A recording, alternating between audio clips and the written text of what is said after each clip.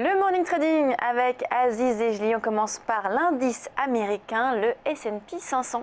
Oui, alors Lucie, à l'image de l'ensemble des places mondiales, on a donc le S&P qui est assez chahuté en ce moment. On a vu effectivement qu'après avoir essayé de revenir sur ses plus hauts annuels vers la zone des 2117-2135 points, on a vu cette tentative avorter, notamment depuis la prise de parole de Mario Draghi jeudi dernier, et donc qui a déclenché un peu cette baisse sur les marchés mondiaux. On voit bien qu'on revient, alors sur le S&P, on revient sur des niveaux à 2050 points. On a un niveau de support qui est assez important, on va dire. C'est pas le plus important, on pourrait rebaisser encore un petit peu plus, aller chercher peut-être les 2020 ou les 1980. Et puis les 2000 points, c'est aussi un support psychologique. Voilà, Psychologique, exactement. oui. Alors on en est encore un peu loin, on est 50 points au-dessus. On a encore une configuration pour l'instant qui est une configuration neutre. Pas vraiment de réelle tendance baissière avérée, mais on le voit bien, on a une faiblesse sur l'indice américain qui se matérialise par cette succession de bougies noires qu'on voit bien depuis 3 séances, malgré le rebond de vendredi suite au bon chiffre de l'emploi.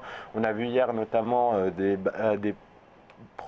barils de pétrole qui sont ressortis en plus faible quantité qu'attendu. On était à moins de 3 millions alors qu'on attendait plus 700 000.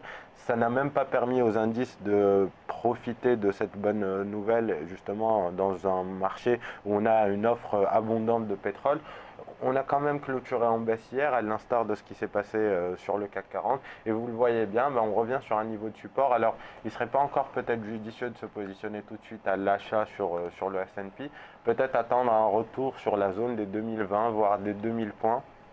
Mais globalement, je vous en parle parce qu'il y a quelques jours, on avait un biais encore haussier sur les indices et depuis, la configuration graphique a changé. On a vu les vendeurs prendre le contrôle des marchés et les vendeurs, justement, exercent cette pression. On est encore dans une configuration de consolidation globalement tant qu'on est au-dessus des 2020 points. Mais c'est vrai qu'on commence à avoir un peu de faiblesse, notamment à l'approche de l'échéance de la Fed. Et puis justement, si on a les annonces attendues par Janet Yellen, notamment le relèvement des taux directeurs de la Banque centrale américaine, on pourrait avoir, c'est le cas historiquement, encore un potentiel baissier sur le S&P. Alors ça pourrait nous renvoyer vers les 2000 points ou en dessous, mais en tout cas, voilà, comme je vous le disais, dans cette logique de range, on a un range entre 1867 et 1994, le deuxième entre 1994 et les plus annuels vers les 2130.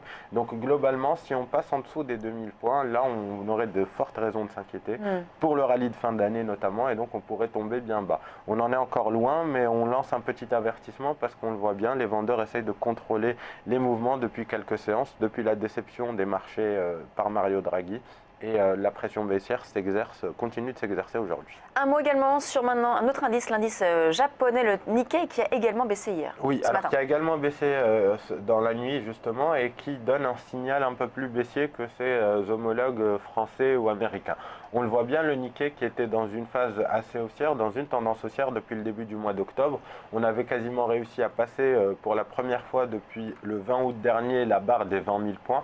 Et vous voyez qu'on a calé sur un niveau qui n'est pas étranger, à 20 033. Ça correspond à la borne haute du gap qu'on avait ouvert, le premier gap baissier qu'on avait ouvert suite aux troubles venus de Chine en août, notamment le 20 août.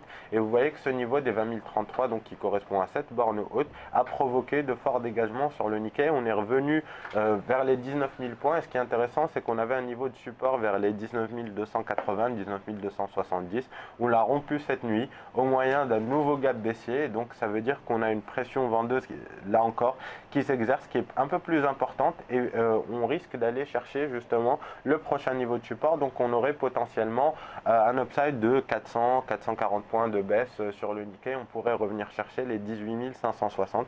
C'est le scénario qu'on va privilégier ce matin. Alors pour se positionner, on peut d'ores et déjà se positionner sur les cours actuels avec un stop au-dessus de cette zone des 19 280. Donc un ancien support qui a été rompu, qui par principe de polarité pourrait devenir résistance.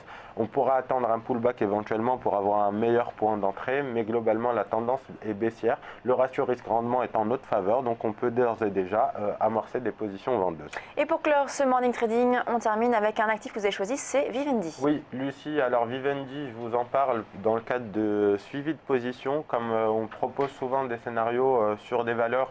Là encore, on en avait proposé un sur Vivendi, sur la rupture des 19,80. C'était il y a quelques jours. Vous voyez bien qu'on prend le chemin escompté, que le titre valide cette configuration de triangle, de continuation de tendance baissière qui a été notamment provoquée et confirmée par l'ouverture de cet important gap baissier sous les 21 euros. Et donc vous voyez bien que le triangle est déclenché, qu'on vient de rompre un nouveau support vers les 19,80 euros et qu'on se dirige logiquement vers le prochain niveau de support à 18,70 euros. C'est l'objectif qu'on avait en tête. On prend le chemin escompté, on peut baisser le stop qui était à 20,55, le mettre désormais vers les 19,80 euros parce qu'on n'aurait plus aujourd'hui aucune raison de réintégrer cette zone de triangle justement au-dessus des précédents sommets. Et donc voilà, 18,70 euros, l'objectif se confirme sur Vivendi. Merci Aziz. On marque une très courte pause, on se retrouve tout de suite pour la recommandation de Day by Day. À tout de suite.